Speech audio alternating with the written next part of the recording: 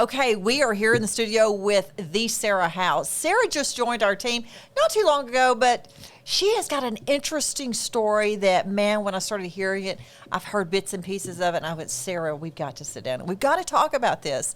Your story needs to be told so people can relate and understand. So, Sarah, let's start at the beginning.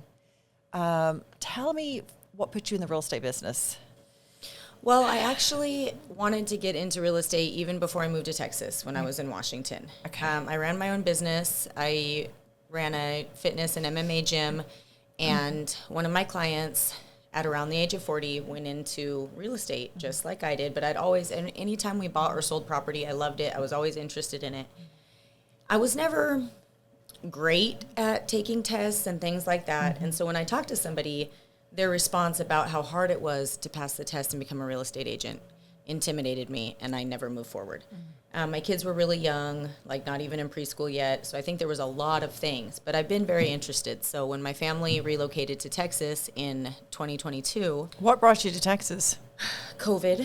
Okay. Washington State is crazy. My husband is a chiropractor, and the vaccine mandates were too much for us to handle.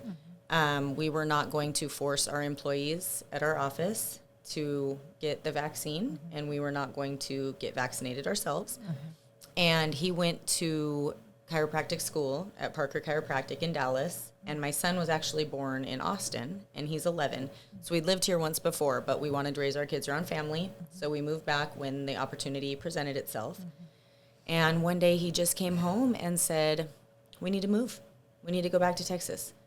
And property values were really high. They still are there then, but like we were going to make a killing on our house to put us in a position where we could relocate. So he found a job, and we ended up in Sulphur Springs. Sulphur Springs, Texas. What's the population of Sulphur Springs? 15,000. 15,000. Man, talk about culture shock, I bet. Well, we were both raised in small towns, so that was something we were looking for, was a small town. And it just fit. When we went to the interview, we were to Greenville, headed back towards Dallas. And I said, stop the car, turn around. I want to stay the night in Sulphur Springs. I want to look at houses. I loved the square. I loved the uniqueness of the small little town. And I fell in love with it then. And they presented us the best offer, so it all worked out. My goodness, that's wonderful. All right, so I was in a mastermind yesterday with you, sitting next to you, and you started talking about your story.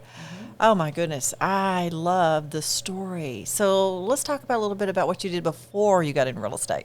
Okay. So I, at a young age, right out of high school, fell in love with fitness. I was always an athlete.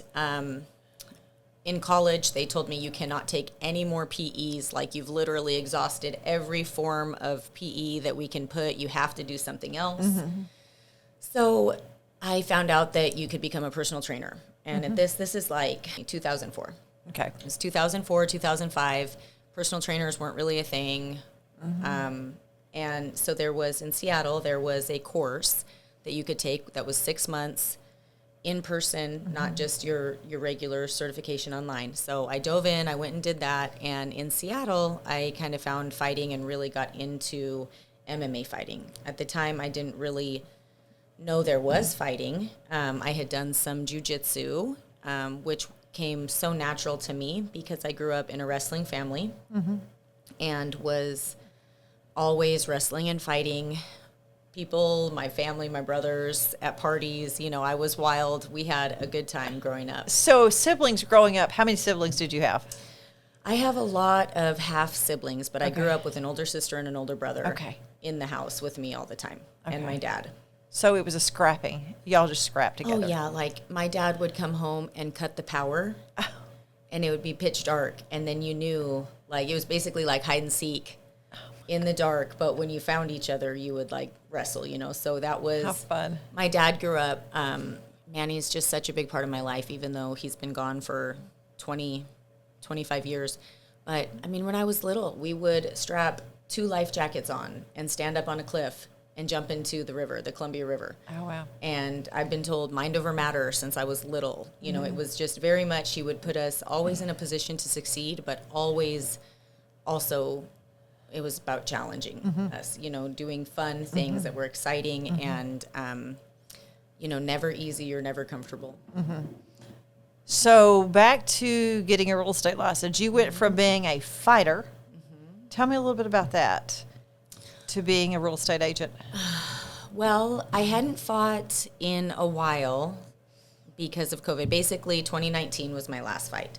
So 2022, I moved down to Texas. But when COVID hit in 2020, it was really hard for a lot of people because all of those events and things were shut down. Training facilities were shut down, all of that. But prior to that, when I was fighting, I was also raising my kids, running my gym. It was never full-time, 100% I could give it to. I had other things going on. I coached other fighters. I trained other fighters. I competed myself. And then really a lot of my classes kind of turned to women's fitness and self-defense and strength training, and that more gravitated towards women, especially during COVID because there wasn't a lot of that engagement. But moved down to Texas, and I told my husband I wanted to get back into fighting when things opened up. And I ran my gym virtually for 1 year before I shut it down, and kind of dove in 100% to being a Texan. And kind of, it took me a while to acclimate because I ran my business. So I essentially still lived in Washington, just from Texas. And I really found that I wasn't meeting people. I wasn't making friends. I wasn't getting out. Everybody that I talked to on the daily was still in Washington. I worked on Washington time. So it was, I really just wasn't acclimating to living in Texas. So I shut that down, and I started training at Fortis MMA, which is in Rockwall. So I was driving to Rockwall, and that was right about the same time that I got my license. I have never met anybody that went from fighting to getting a real estate license. So tell me, what was that like? I mean, this probably sounds crazy, but it's very similar. Like it really, I bet it is. It really is similar. Like you could train for an entire fight, do your train camp, cut your weight, your nutrition, everything that goes into that, the hours, the time, the preparation, the money behind it that you've put in, and you could get to the day of the fight and you don't get to fight. So essentially you don't get your paycheck. I mean, that's exactly the same with real estate. You can take your pictures of the property, you can order your signs, you can schedule your open houses, you can do all of this, and then at the end of the day, last minute, the seller decides they're not going to accept an offer. They don't want to sell. Or the buyer decides that they want to relocate elsewhere. I mean, so that part of it, I have people tell me a lot, man, I would never want to work not guaranteed that I get a paycheck. I would never want to do that. I mean, I hear a lot of people tell me that all the time, but that for me was, that's what I've done. I mean, putting in the work first, earning what you're going to get is, in my opinion, the only way to live your life, because you have so much gratitude and you put so much time and effort into it versus just showing up guaranteed that you're going to get something. You eat what you kill. Yeah. In this business. For sure. Absolutely. For sure. So you were telling a story yesterday a little bit about how you got pulled back into fighting after you started selling real estate. Tell us a little bit about that. My husband in, 2024, he was working at the same chiropractic office that brought us down to Texas, and it was not the same modality that he does now. It's very, adjusting the spine, the joint manipulation, versus now he does soft tissue. But people don't realize that that's really hard on you, on your wrists and your joints, and he was adjusting a big guy, big neck. And my husband went to adjust him, and he tightened up. Oh, my. And literally just blew out my husband's wrist. Oh, no. It's a wrist he's had problems with. Like, he was an athlete and things like that. But it was totally functional prior to that happening. And who he worked for, they didn't really seem to care. It was months, and he had to wear a carpal tunnel brace to protect. I mean, how do you adjust somebody one-handed? I mean, he was really struggling. We finally just came to the decision, like, you have to quit. You have to take care of your wrist. I'm going to start real estate. Everything's going to be fine. Don't worry. It wasn't fine. It ended up being great, fantastic, but it was March. He had his surgery, I think, in May. And I had one closing in June, started in March, went to my office every day. There was nothing to do, no calls on the phone, no instruction, just twiddling your thumbs. And so finally I told my husband, well, I'm going to quit going to the office. I'm going to go to the gym instead and do something. And so I had started training consistently 4 hours a day, 5 days a week, and some Saturdays when I can make it, preparing for a fight. And we got to early September, and my husband got an offer to go back to work for the company he works for now. And they do a 6-week training down in San Antonio. So he got this offer, and he was like, so I'm going to have to leave, and be gone for 6 weeks. I'll try to come home, but it's a 6-hour drive. It's long. I'm not going to be able to come home every weekend. Well, at that point, my coach called me, and he's like, hey, I got you a fight at the end of September, which this is what I'd been preparing for, training for, all of that. And so, and when you take a fight, you got to pay all your medicals that aren't cheap in advance. Your insurance doesn't cover them. They have to be done. There's a lot of, again, time and money and preparation that goes into getting to the fight. My husband's like, I don't want you to do it. I'm not going to be here. I'm not going to be here to support you. It's a lot on your own. You got the kids. The fight was on a Thursday night in Fort Worth. So what's the recovery like when you fight? It depends on how bad you get hurt, or if you do get hurt. Wow. So how many rounds is it? It would have been 3 5-minute rounds. Okay. Would have been. Okay. Would have been 3 5-minute rounds. That's a professional time. Amateurs is 3 3-minute rounds. Okay. And professionals, if it's a title fight, it would be 5 5-minute rounds. Okay. Okay. Yeah. So I'm, debating, man, I've been training for this. I've been putting all this time and effort into this, and he doesn't want me to do it, and I understand. Also, just the logistics of it. I would have had to weigh in on Wednesday night, so I would have had to be in Fort Worth on Wednesday night, which my kids have school on Wednesday, and then my kids have school on Thursday. Am I going to take the kids out of school? Who's going to watch them when I'm getting ready for the fight, when we're there in Fort Worth? That's not a good solution. Am I going to drive back and forth? So money's low. Money's really low. Money's low at this point. You've had one closing. I've had one closing. My and you got a husband. Had 0 paychecks. 0 paycheck. Has had surgery on his wrist. Yeah. March, April, May, June, July, August. 6 months. And no paycheck. And no paychecks. Money that was in savings is very low. My husband has a 1978 Z28 Camaro that he absolutely loves. He's had it since high school. Him and I were arguing over if we're going to have to sell the Camaro. He wants to sell the truck, not the Camaro. Oh, I'm like, the Camaro cannot pull the camper that we're going to be living in if we have to sell this house. So it has to be the Camaro. We're not going to make any money on my car. And so we're going back and forth. So you're trying to figure out what to sell at this point. Oh, big time. Just at our wit's end. And, this fight would make a few $1,000s. Okay, so how much does a fight go to make? Okay. It just depends. So I was going to get $3,000 to fight, which I negotiated on my own behalf for that. And then if you win, you make another $3,000. Okay, so 6,000 if you win. If I win. Yeah. And then sometimes they offer a fight of the night bonus. That could be like another $1,000 or $1,500. God, y'all, what a way to make a living here. It's a gamble, Go get your ass kicked for a or few $1,000. Somebody's ass for a that's few true. $1,000, which is typically the way it went for me, to be honest. I never Talk have been about hurt. tough I've and never grit been- here. yeah. I mean, you got some grit about you. Back against the wall. You're Real gonna estate's do nothing anything. for you. Yeah. Yeah. I mean, it's tough. It's a learning aspect, and I've cried my share of tears in this business, just feeling like, again, like you don't know what you're doing. So tell me the story about yesterday. You told me the story, the pivotal point of you hit your knees. Yeah.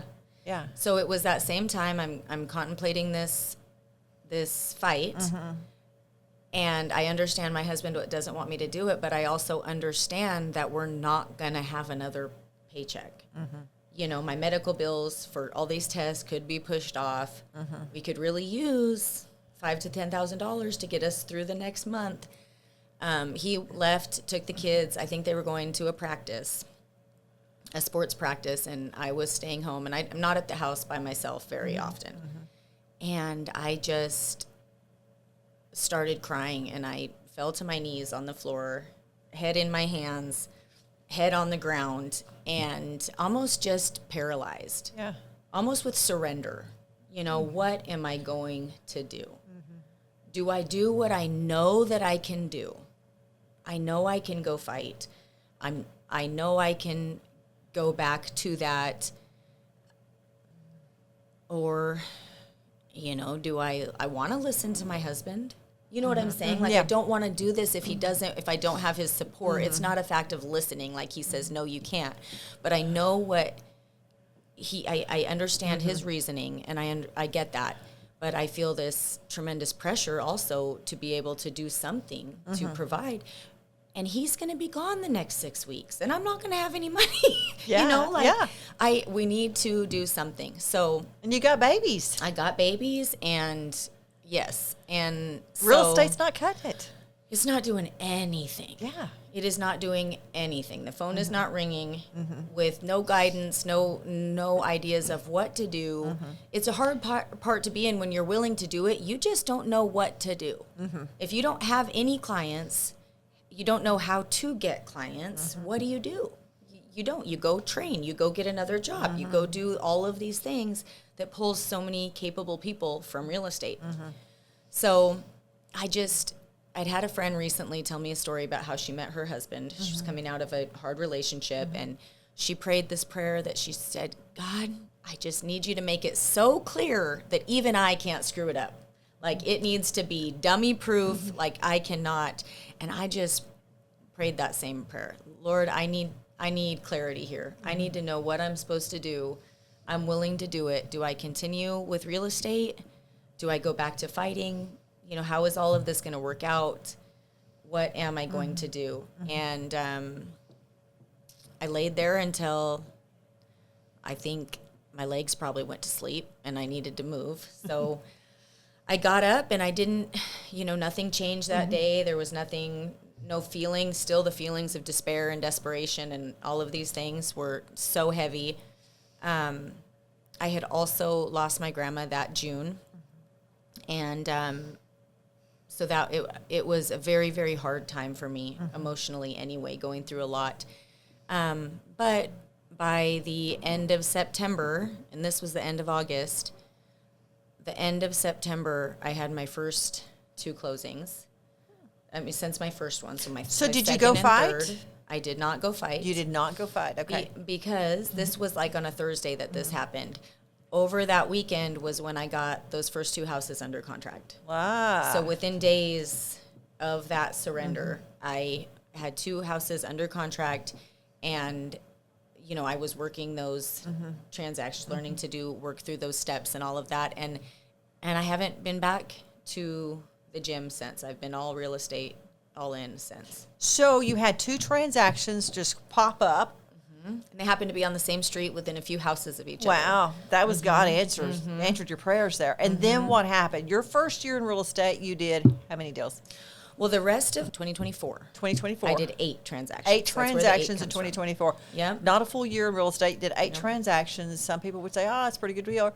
And then your second year, you just finished your second full year in real estate. And I had last year 38 transactions. 38 transactions in 2025, y'all. Whoa. So my goal was 25 transactions in 25. That was my goal. And I did that by the end of the summertime, which was great. And, one thing that I found was a big game changer for me and how I set myself up for success with my goals. Of course, when you're broke, you're counting your dollar signs before they get to your bank. In real estate, each time I get a client, be like, oh my gosh, they want to look for a $300,000 house. Yes, I'm so excited. Well, I could tell that I started being more excited about what the cost of that home was going to be versus just that I had the opportunity to help a family get into a home. So I had to switch my thinking from everybody says, how much money do you want to make? I hear you say this all the time, $100,000. That's what I want to make. I did not want to set myself up with that mindset because I didn't care how much money I made. I still don't care how much money I make because I know that God will provide. And no matter how much it is, it's going to add up. I want to help more families. I want to help more people. And so I decided going into 2025 that it was 25 transactions, not X amount of money. And so that really positioned me. Transactions. Yes, And so counting opportunities. Yes. So that mental switch helped you to say, hey, I'm going to help X amount of families. So your goal was 25 families for 2025. It helped me work just as hard for somebody with a $100,000 budget as a $400,000 budget. And if you know that $100,000 is a lot harder because there's just nothing out there, you know, but I was able to take each opportunity with just as much drive and determination and not say, okay, which one do I want to go after? This is going to put me 4 times closer to my goal than this one is. So that was a lot of mental reframing in that I really think agents should consider. So 38 transactions. What is your goal for 2026? I am going to do $1 million a month In sales. in sales. Okay. You're going to end the year at 12 million. You did almost that. You did 7.8, I think, last 7.98. Yep. Oh, 7. So 8 million basically in sales your first year. Yep. That's amazing, Sarah. Talk a little bit about the grit that it takes in the real estate business because you're very gritty. And when I started talking to you about your background a little bit, tell us a little bit about you were not raised with a mother. You didn't have a mother, right?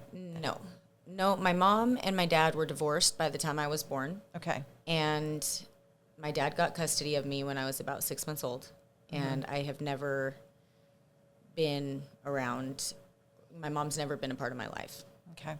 She was always in the same community and in the same area. Did your dad remarry or anything? He did. He remarried for a while to a abusive woman who was not a good mother figure. And that lasted about 5 years, from maybe 5 to 10, my age, 5 to 10. Okay. And then the tragic accident happened with your dad at what age?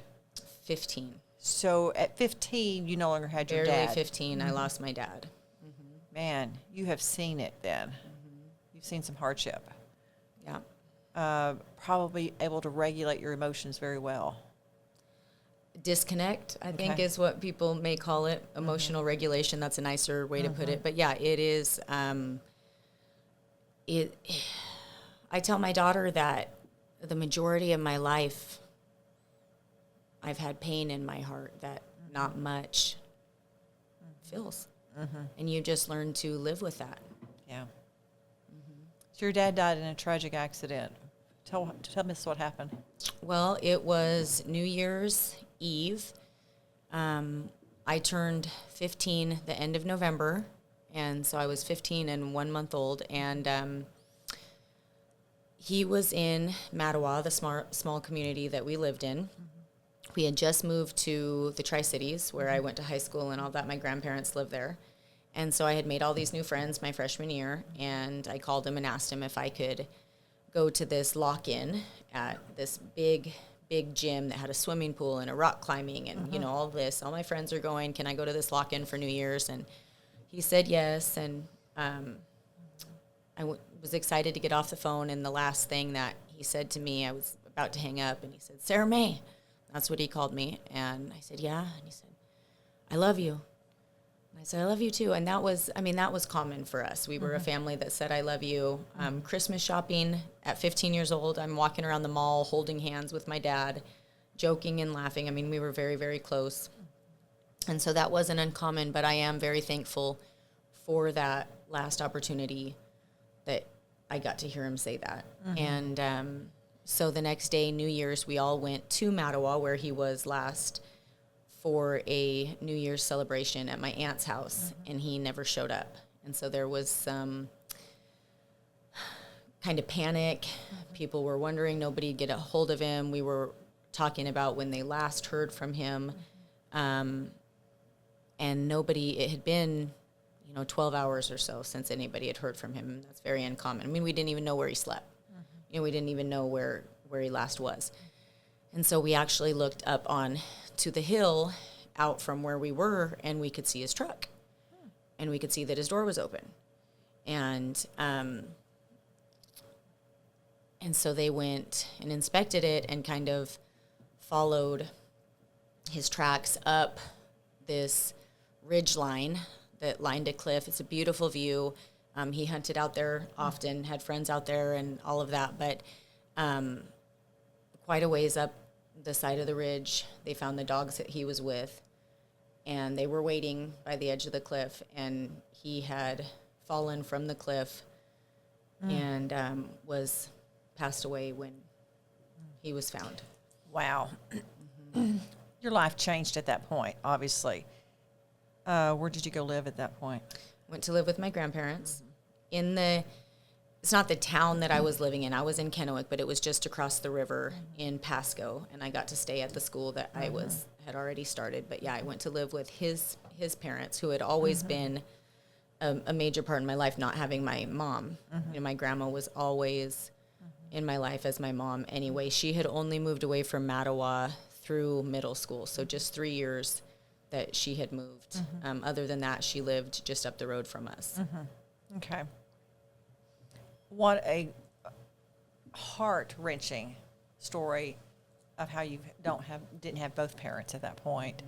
Your grandmother was probably a very instrumental person. Where did you learn your grit from? Well, I mean, what choice do you have? Like, honestly, what choice do you have? I can't tell you how many times I cried myself to sleep, wishing that I wouldn't wake up in the morning. And your alarm goes off and the sun comes up and you go. In fact, when I had my daughter, Paisley, it was the best but the hardest thing that I've ever went through, because for the first time in my life, I looked down at my daughter and I felt so guilty that I wouldn't change what I had been through. I would have, before that point, given up anything in my life to bring my dad back. Anything. I would. There wasn't anything. And I would look down at her, and my heart just hurt, because for the first time, I had to let my dad go so that I could be more present in this life. And so that was very life-changing mentally as well. Learning, she very much healed me, healed a big part of me. Amazing, amazing. So you have a couple of non-negotiables in your life, I've heard. When it comes to real estate and your time, obviously you are a top producer, you produce a lot.